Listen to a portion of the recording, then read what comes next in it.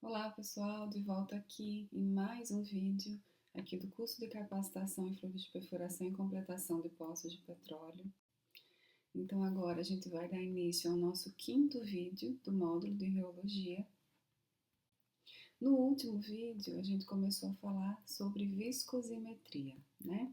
E hoje, nesse vídeo, a gente vai dar sequência a essa parte de viscosimetria, falando um pouquinho de viscosímetros rotativos, tá?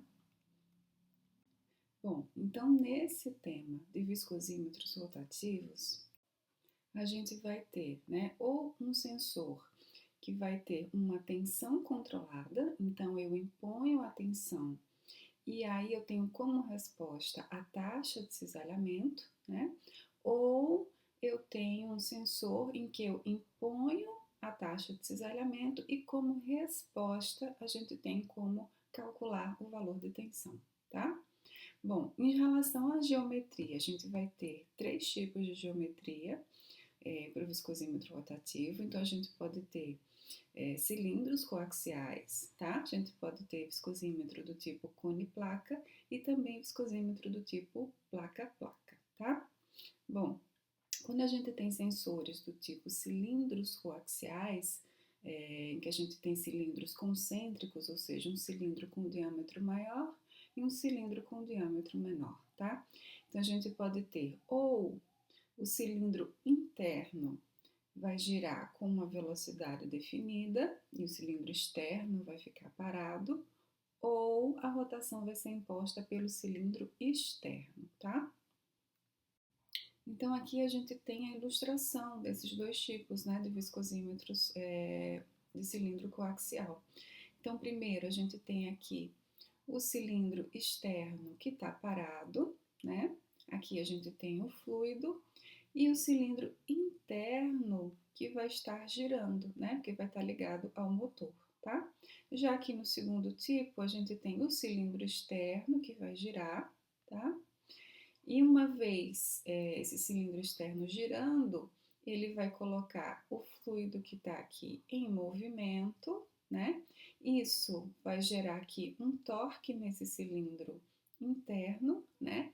Que vai ser transmitido aqui por essa mola, tá? Que aí vai nos dar a resposta, né? Aqui no primeiro tipo, a mola ela tá acoplada aqui junto do motor, tá? Aqui no cilindro interno. Bom, então, naquele primeiro tipo, né, a gente tem o cilindro interno, que vai girar numa velocidade definida, que vai promover o quê? O escoamento do fluido, né? Enquanto isso, o cilindro externo, ele vai ser mantido em repouso, tá? Então, esse tipo de sistema é interessante quando a gente deseja ter um controle de temperatura durante a medida, tá? Então, como o cilindro externo ele está em repouso, a gente consegue colocar um banho termostático, tá? E aí, o que, que vai ter, né? A resistência do líquido ao escoamento vai resultar num torque que vai atuar nesse cilindro interno, né? E que vai se contrapor ao torque do motor, tá? Então, esse elemento sensível ao torque vai ser uma mola, tá? Que vai ser localizada entre o motor e esse cilindro interno, né? E a deformação dessa mola, né, vai ser proporcional à tensão, tá bom? Então, esse é o primeiro tipo de sistema, tá? E a gente também vai ter um viscosímetro rotativo em que o cilindro externo é que vai girar a uma velocidade definida, promovendo o escoamento desse fluido, tá? E aí, a resistência desse fluido ao escoar é que vai ser transmitida para o cilindro interno, né? E aí, a mola que está ligada a esse cilindro interno é que vai se deformar, né? Permitindo para a gente obter a resposta, tá bom? Então, para poder construir as equações a partir das quais a gente possa extrair os parâmetros geológicos, né, a gente precisa de alguns valores, né, da construção desse viscosímetro, né? Então, a gente precisa aqui dos valores do raio do cilindro interno, do raio do cilindro externo, da constante de torção dessa mola, né? E aí, nesse caso, a gente vai utilizar uma velocidade de rotação, a gente vai impor uma velocidade de rotação que vai gerar para a gente uma determinada taxa de cisalhamento, né? E como resposta, eu vou ter a deflexão dessa mola em graus, tá? E a partir dessa deflexão, a gente obtém os valores de tensão, tá?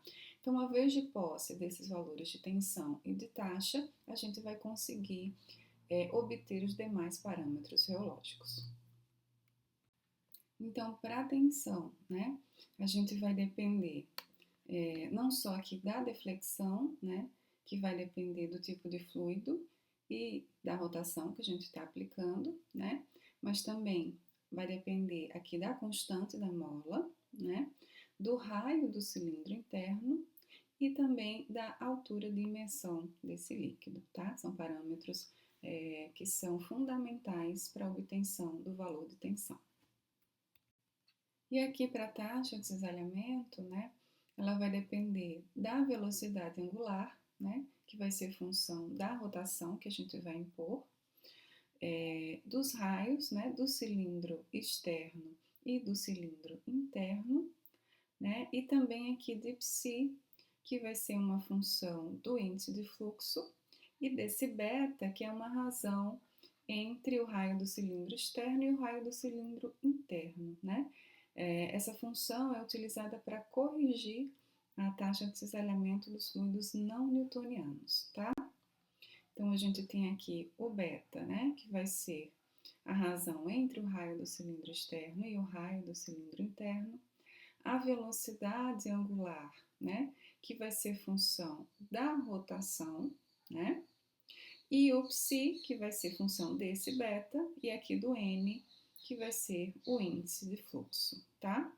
E quando a gente tem fluidos newtonianos, né, em que o índice de fluxo é igual a 1, então a gente acaba simplificando, né, a expressão da taxa de cisalhamento para essa que está aqui embaixo, né? Então a gente já não tem essa dependência do psi, tá bom? Então, um viscosímetro que vocês vão utilizar em campo, né, é um viscosímetro rotativo da FAM, tá? Modelo 35A. Então, esse modelo vai ter uma combinação entre cilindro externo e interno aqui do tipo R1B1 e uma mola de torção do tipo F1, tá? Que a gente vai mostrar mais na frente o que significa cada uma dessas siglas, tá? E o objetivo vai ser o quê? Vai ser medir as propriedades reológicas desses fluidos de perfuração, né? Então, aqui nesse viscosímetro rotativo, a gente vai impor uma taxa de cisalhamento, ou seja, eu vou impor uma rotação, né? E o que a gente vai ter como resposta vai ser uma deflexão, né? E a partir dessa deflexão, a gente consegue calcular tensão, né? E tendo os valores de tensão e de taxa, a gente consegue determinar os demais parâmetros, né? Então, viscosidade aparente, viscosidade plástica, limite de escoamento, índice de fluxo, né? E esse viscosímetro rotativo é do tipo daquele em que o cilindro externo, né, é que vai girar a uma velocidade que a gente vai determinar, tá? Então, aqui a gente tem a ilustração desse viscosímetro da FAM, modelo 35A, tá? Então, aqui embaixo a gente tem um copo, tá? Em que a gente vai colocar o fluido de perfuração, e aqui em cima é que a gente tem os cilindros, tá? Então, aqui a gente consegue ver o cilindro externo, né? E aqui a ilustração, né, do que é o cilindro interno, que vai estar ligado à mola, tá? Então, o que que vai acontecer? Então, é colocado o fluido nesse copo, né? Aqui na lateral a gente tem uma espécie de elevador em que a gente consegue subir essa base, né? De forma que o fluido ele vai preencher o espaço entre esses cilindros externo e interno, tá? Daqui a pouquinho eu vou mostrar um vídeo para vocês que vai ajudar a entender um pouquinho melhor como que é feita, né, essa medida, tá bom? Bom, e aqui, né, são as dimensões do cilindro do viscosímetro FAM. Então, o B, né, vai ser o código para os cilindros internos. Então, o cilindro interno vai ter esse raio, né? E o R é o código para os cilindros externos. Então, aqui a gente tem cilindro externo, né, com um raio, obviamente, né, um pouquinho maior do que aquele do cilindro interno. E o K, né, vai dizer respeito à constante de torção dessa mola, né? Então, no viscosímetro FAM, a gente vai ter essa mola com torção F1, então a gente vai ter esse valor de 386 de centímetro por grau, tá? No viscosímetro FAM, então a gente vai ter velocidades de rotação que a gente vai impor, que são de 3, 6, 100, 200, 300 e 600 RPM, tá? A partir dessas rotações, a gente tem as taxas de cisalhamento e a grandeza que a gente vai medir vai ser a deflexão, né? Que vai dizer respeito àquela torção da mola, tá? E essa deflexão vai ser de 1 a 300 graus, tá? Bom, aí, de posse desses valores para o viscosímetro FAM, né? Substituindo aqui, por exemplo, na tensão, na expressão para tensão do cisalhamento, substituindo aqueles valores da constante, né, de torção da mola, dos valores aqui do raio, né, da altura de imersão desse fluido, a gente vai chegar aqui numa expressão de 0,51 vezes o valor da deflexão, que vai dar a nossa resposta de tensão, isso em Pascal, tá? No sistema inglês, a tensão vai ser igual a 1,067 vezes a deflexão, tá? Então, aqui a gente vai ter em libra força por 100 pé quadrado. Para a taxa de cisalhamento, né, para o viscosímetro FAM do modelo 35A, quando a gente substitui, né, aqueles valores de raio, né, a gente consegue chegar aqui na expressão da taxa de cisalhamento, tá? Aqui vai ficar em uma função de psi, né, mas que na prática esse valor ele é omitido, né, então a gente vai ficar aqui com uma taxa de cisalhamento igual a 1,703 vezes a rotação, que vai dar a resposta para a gente em segundo a menos 1, tá bom? E a gente conhecendo, né, agora essa expressão, né, que a gente consegue determinar a taxa de cisalhamento a partir da rotação do viscosímetro, então a gente chega em taxas de cisalhamento nesse viscosímetro FAM que vão variar aqui de 5,1 para a menor rotação, que é de 3 RPM, até 1022 segundo a menos 1, que vai corresponder a essa rotação de 600 RPM, tá?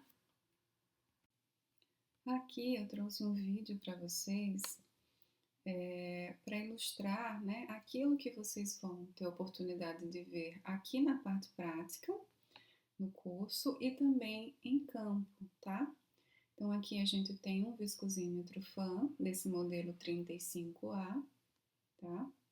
Então, vocês vão fazer diversas reologias na parte prática, vão ficar craques, né? Então, aqui é só para vocês terem uma espécie de primeiro contato, né? Então, aqui vocês têm a leitura da deflexão, né? Que vai até 300.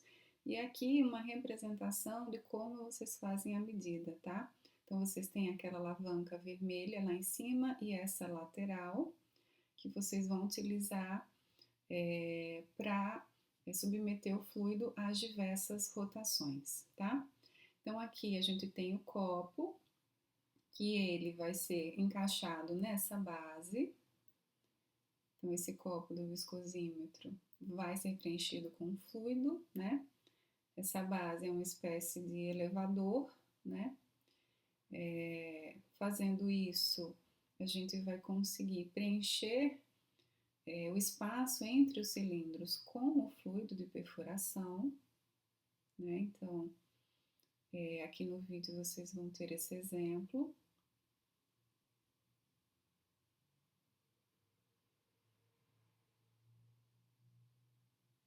Então, aqui um fluido de perfuração aquoso.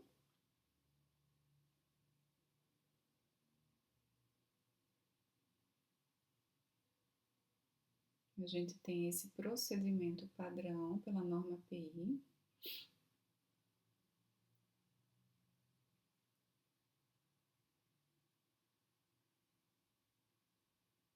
Então, para garantir, né, que a gente tem todo o espaço preenchido entre os cilindros pelo fluido, a gente vai observar que o fluido ele vai cobrir esses dois orifícios, tá? Então, quando o fluido ele chega nessa altura, cobrindo esses dois orifícios, a gente tem indicação que a gente pode prosseguir com as medidas, né? A gente está com a altura correta, esse fluido ele está preenchendo completamente esse espaço. E daí a gente vai prender, né, esse elevador para ele ficar fixo e vai começar as medidas, né? Então a gente começa as rotações da maior rotação para a menor rotação. Então, com o tempo, vocês vão pegar essa prática, né? Então, essa alavanca, essa bolinha aí superior, vermelha, ela tem 3 alturas, ela tá aí na menor altura. Então, tem uma altura intermediária e uma altura superior. E a alavanca lateral, que vai estar no high ou no low para as medidas, né? Então, a gente começa aí com 600 RPM, a alavanca lateral vai estar no high. E a vermelha vai estar na menor altura, né? Então, essa bolinha vermelha vai ficar girando. E aí, vocês vão fazer a leitura da deflexão, né? Esperar esse valor estabilizar e faz a leitura 600 RPM e anota o valor da deflexão. Feito isso, você vai fazer a mesma coisa para as demais rotações, né? E aí, observando que para chegar a 300, eu coloco a alavanca lateral para o low, né? E não mexo na bolinha vermelha. Para 200, eu vou colocar a alavanca lateral no high e a bolinha vermelha vai para maior altura, né? Depois, 100 RPM, eu mexo apenas na alavanca lateral, certo? E aí, para as menores rotações, de 6 e 3 RPM, a bolinha vermelha vai ficar na posição intermediária, né? E aí, no high, a alavanca lateral vai estar no 6, e no low, a alavanca, a gente vai ter a medida a 3 RPM, tá? Depois de feito isso, a gente vai fazer a medida da força gel desse fluido, né? Então, primeiro, a gente agita esse fluido, né? Coloca ele para cisalhar a 600 RPM por 1 minuto, né? Para quebrar qualquer tipo de interação que possa ter se formado, tá? Depois que esse material cisalhou por 1 minuto, eu vou deixar ele em repouso por 10 segundos, tá? E aí eu já deixo a bolinha vermelha lá na posição intermediária, né? Enquanto essa alavanca lateral vai estar no off, porque o material não vai estar sendo cisalhado por esses 10 segundos, né? E aí depois dos 10 segundos eu faço a leitura na menor rotação, que é a de 3 RPM, tá? Então eu vou ficar de olho ali já na deflexão, porque quando eu ligo essa alavanca, né, para 3 RPM, a deflexão, né, vai ter um valor máximo que ela vai atingir e depois ela volta, tá? Então vocês vão anotar esse valor máximo de deflexão que é atingido durante a medida, certo? Depois disso, vocês vão repetir esse procedimento, né?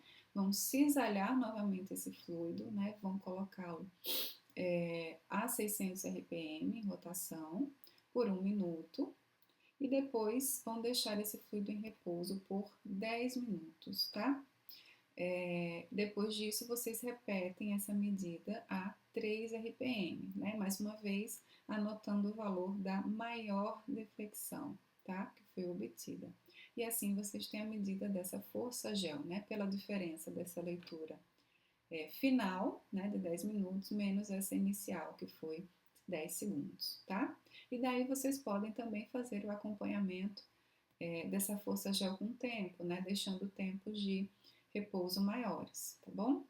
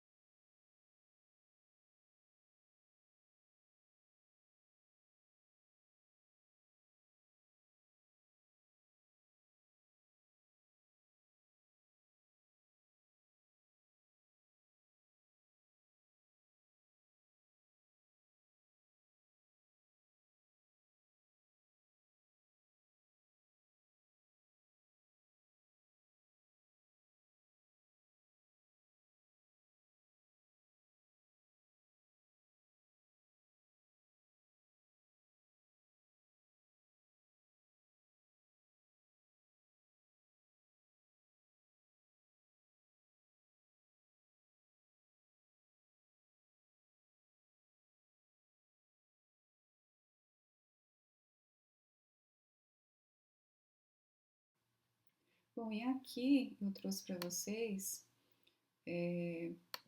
o procedimento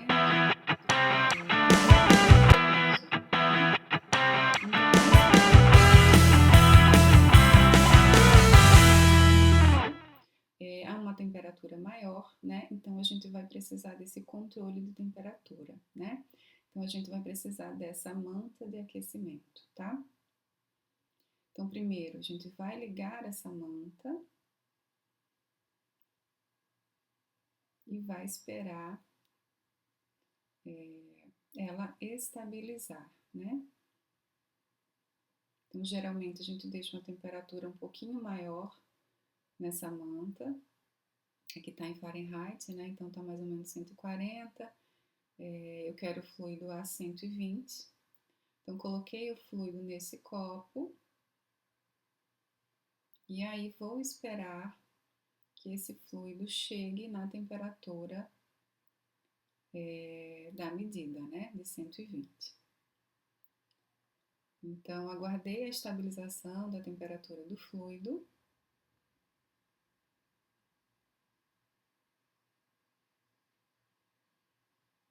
Quando vi que essa temperatura não vai mais mudar, aí a gente vai conseguir começar a fazer a medida, tá?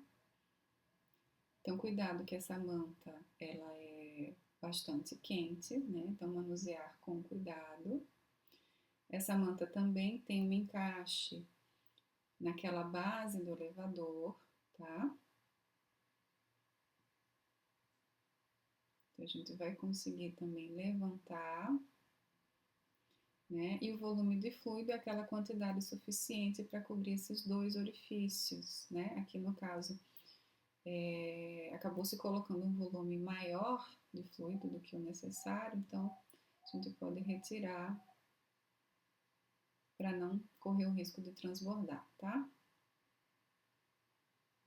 Então, tendo sempre cuidado de limpar o equipamento, né? Não deixar derramar o fluido.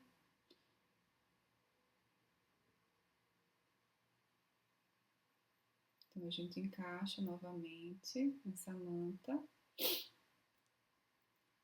e vai levantar com o auxílio desse elevador, né? Então, agora sim, a gente está com o volume adequado, preencheu os dois orifícios, e aí a gente vai fazer o procedimento da mesma forma que a gente faz para o fluido que é aquoso, tá? A medida em si é a mesma. A gente só tem que ter esse cuidado da estabilização, né, e controle da temperatura, tá bom? Mas aí no restante é tudo igual, né? Faz a medida da maior rotação para menor rotação e ao final a gente faz a medida da força G, tá? Então aqui a gente está mostrando 600, 300, agora 200 RPM. Esperou estabilizar, anotei, mudei a rotação agora para 100 RPM. Né? Com o tempo vocês vão se acostumando com essas alavancas. Então 6 RPM. E ao final 3 RPM, tá? Então assim a gente tem a ilustração daquilo que vocês vão ter oportunidade de fazer aqui na parte prática, tá bom? E também em campo.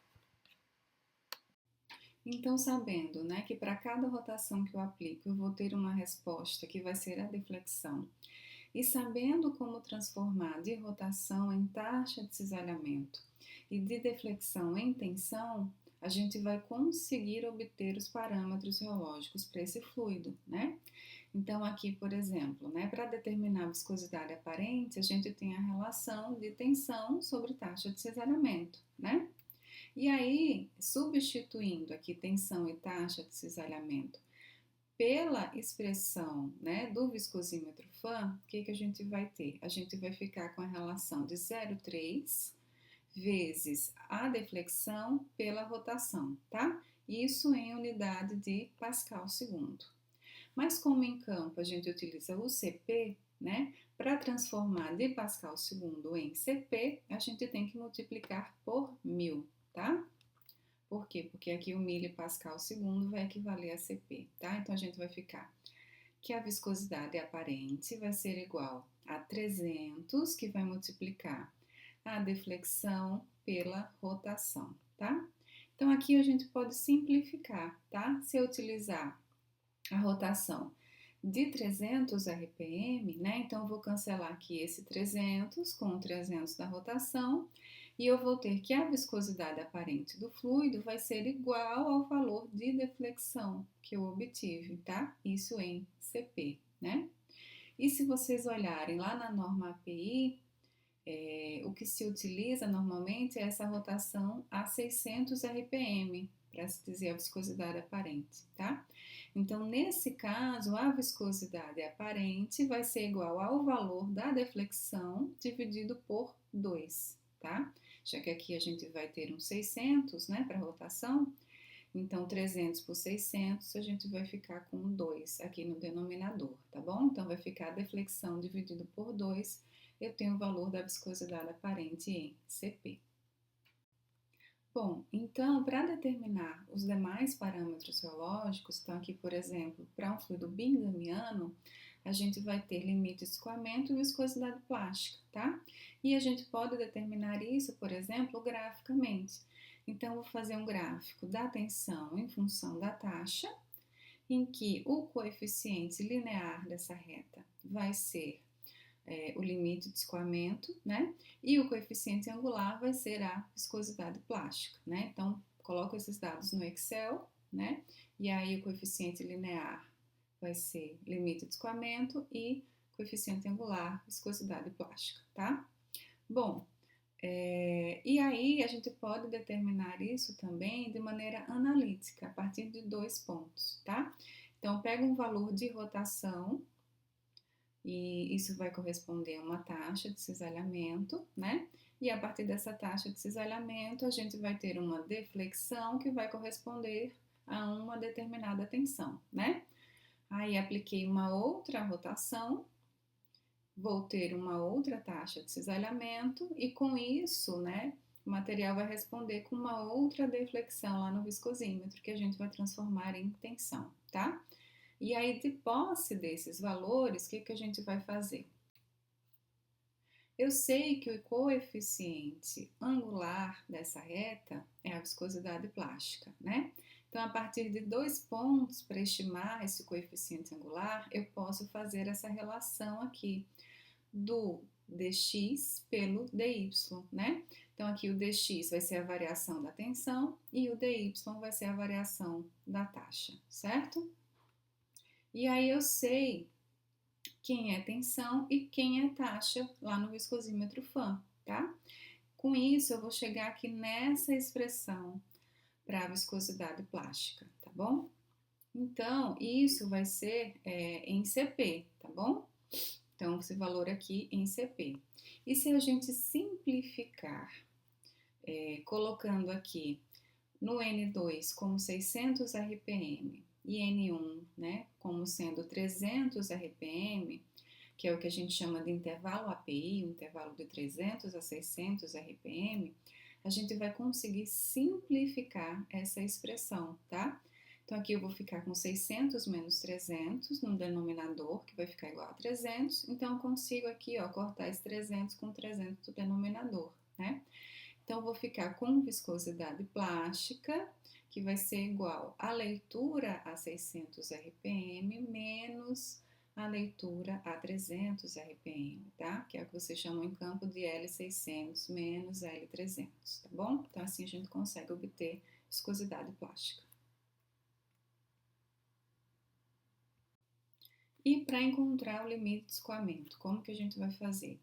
Então, primeiro, de posse dessa expressão, a gente vai isolar o limite de escoamento, tá? Então, vai passar esse termo aqui para o lado esquerdo, né? Então, a gente vai ficar com o limite de escoamento igual a tensão menos viscosidade plástica vezes a taxa.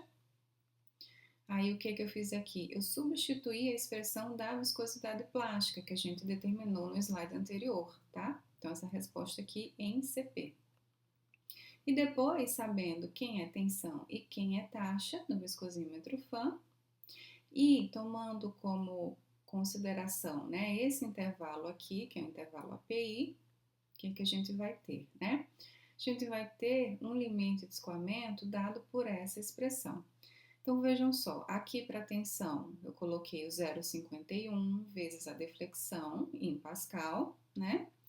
Aqui eu simplifiquei, que eu estou no intervalo API, né? Então, 600 menos 300. Aqui no denominador, eu fiquei com 300, então corto com esse 300 aqui, né? Então, fiquei com 600 menos 300, certo? O que? CP, né? E CP é o que? CP é milipascal segundo, tá? Então, esse milipascal segundo vai multiplicar a taxa de cisalhamento, que é quem? Que é um 703 vezes a rotação, só que é segundo a menos 1, certo?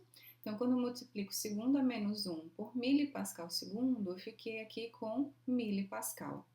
Então, muito cuidado aqui para a gente não ficar trabalhando com valores em unidades diferentes, né?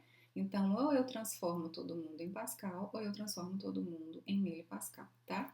Então, aqui o que eu fiz? Eu transformei todo mundo em milipascal, tá? Então, por isso, eu peguei essa primeira parte aqui, tá em Pascal, e multipliquei por 1000.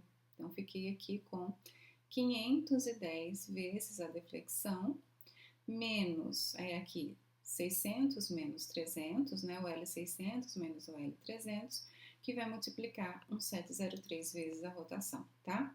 Então, assim eu tenho o valor do limite de escoamento em milipascal. Então, aqui, repetindo essa expressão em milipascal, né? Aí, o que a gente pode fazer? Então, veja só, se eu multiplicar 703 vezes 300, isso vai ser igual a 510, tá? Então, fiquei aqui com 510, que vai multiplicar, né, a deflexão a 600 menos a deflexão a 300. Então, como aqui e aqui a gente tem o 510, a gente consegue isolar. Então, a gente vai ficar com 510, né? Então, abri aqui colchete, coloquei a deflexão a 300, é aqui menos, né? Abri parênteses e aí coloquei a expressão do L600 menos o L300, fechei parênteses e fechei colchete, né? Então, tem aqui o nosso valor de limite de escoamento, tá? E aí, lembrando também que essa diferença aqui, né, do L600 menos o L300, é a nossa viscosidade plástica nesse intervalo API, então eu fico com uma expressão mais simples, né?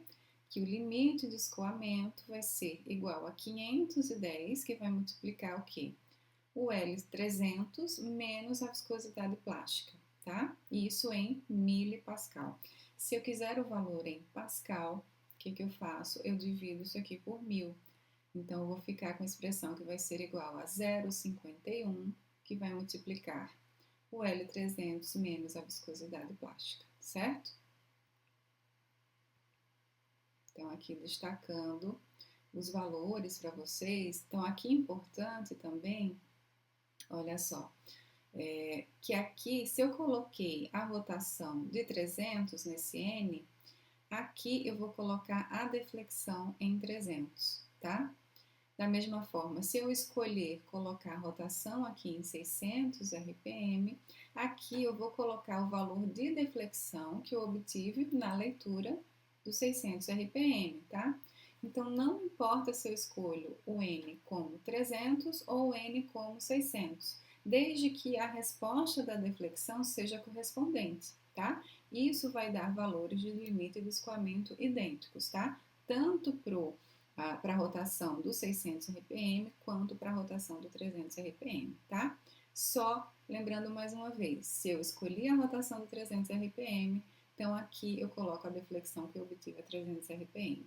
Se eu escolhi, né, uma rotação de 600, eu coloco aqui a deflexão também a 300, tá? Então, aqui a gente escolheu essa deflexão, essa rotação, né, a 300 RPM, justamente para a gente conseguir fazer essa simplificação aqui embaixo, tá?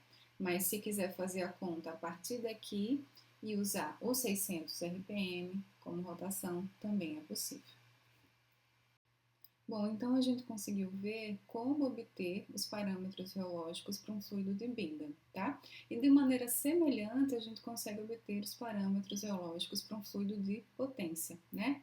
Então, graficamente, aqui para o fluido de potência, o que a gente vai ter?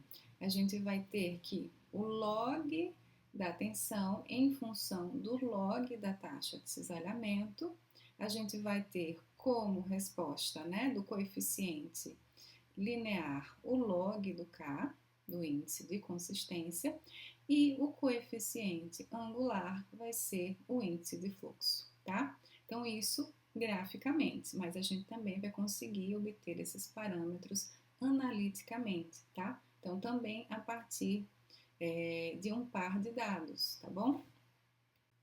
Então, aqui para o índice de fluxo, né? Eu sei que ele vai ser o coeficiente angular daquela reta, né?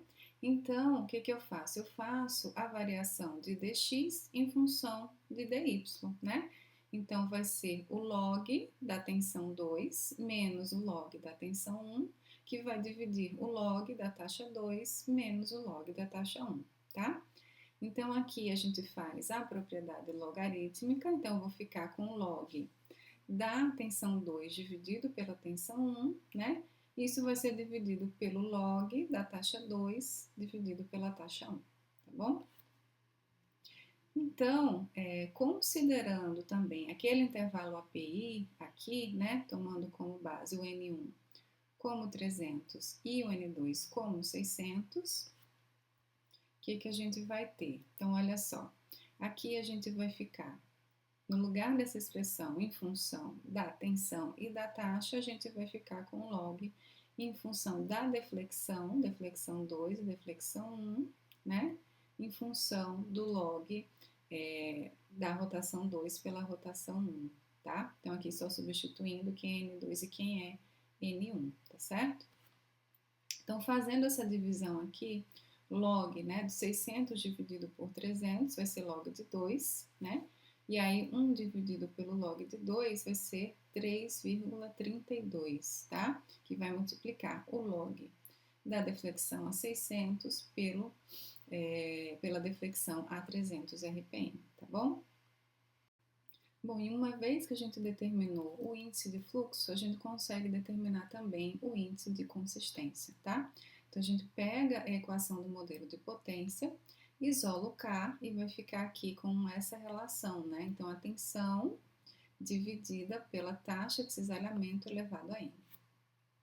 Bom, então, tendo esse viscosímetro Φ, né?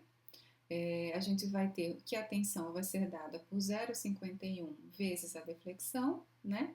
E a taxa de cisalhamento vai ser 1,703 vezes a rotação, né? Então, com isso, a gente vai ficar aqui como unidade do índice de consistência como sendo Pascal vezes segundo elevado a N, tá? Se eu quiser colocar esse índice de consistência em milipascal segundo elevado a N, eu vou ter aqui no numerador o 510, porque a gente multiplica, né, essa expressão aqui inicial por 1000, tá bom?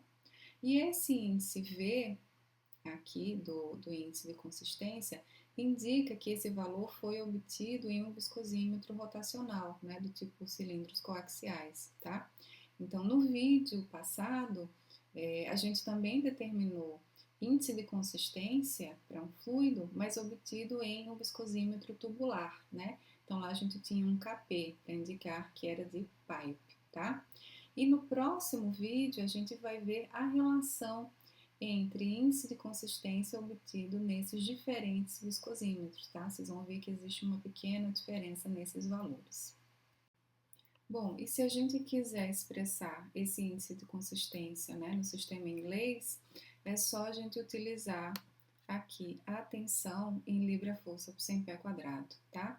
Então, a gente vai ficar que a tensão vai ser igual a 1,067 vezes a deflexão, né? E como resultado final, a gente vai ter um índice de consistência em libra-força segundo elevado a n por 100 pé quadrado, tá? Então, aqui, se eu escolher o valor de rotação a 300 ou a 600, o que a gente vai ter, né? Então, primeiro aqui em cima, para rotação a 600. Substituindo aqui o valor de n na expressão, a gente vai ficar aqui com essa relação, né? Que o índice de consistência vai ser 1067 vezes a deflexão, dividido por 1022 elevado a n, né? E se eu escolher a rotação de 300 RPM, eu vou ficar com o índice de consistência igual a 1,067 vezes a deflexão a 300 dividido por 511 elevado a n, tá? Então, escolhendo qualquer uma dessas rotações, vocês vão obter o mesmo valor de índice de consistência, tá bom? Então, assim a gente consegue determinar o N e o K. Bom, então assim a gente encerra esse vídeo e no próximo vídeo a gente vai fazer alguns exercícios para poder aplicar essas equações que a gente viu na aula de hoje. Até lá!